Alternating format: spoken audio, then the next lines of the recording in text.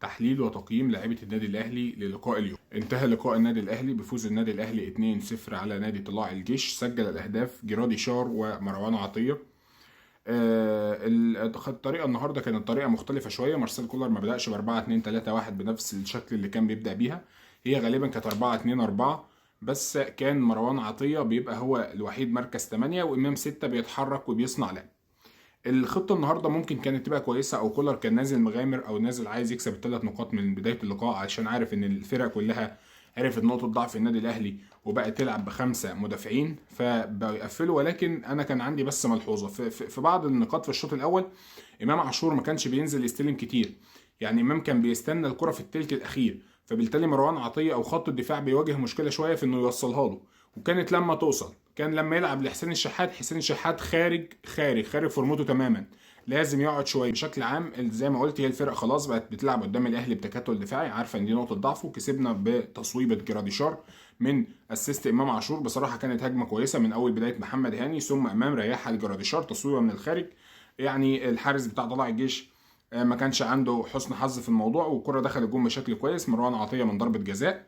فالشكل اللي عامل الفريق كان كويس، لكن محتاج ترتيب في بعض اللعيبه زي ما هنقول في التقييم، محتاجه ان هي تريح شويه.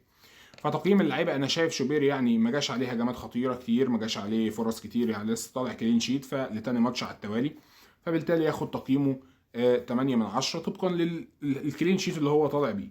العش وداري برضو يعني ياخدوا 7 من 10.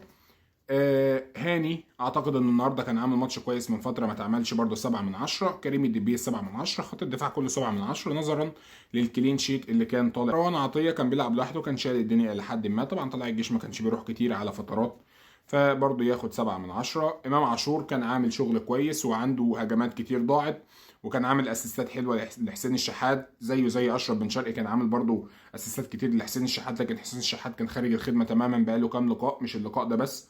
فامام برضو ياخد تقريبا يعني 7 من 10، 7.5 من 10 بالكتير، لانه مضيع كوره سهله جدا جدا امام المرمى.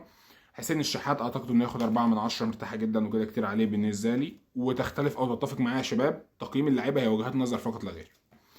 اشرف بن شرقي كان عامل ماتش كويس النهارده وخد رجل اللقاء، لكن انا مش هقدر اديله 10 من 10 لان هو ما جابش الهدف او ما عملش الاسيست اللي هو ياخد عليه 10 من 10. فاعتقد ان هو ياخد 9 من 10.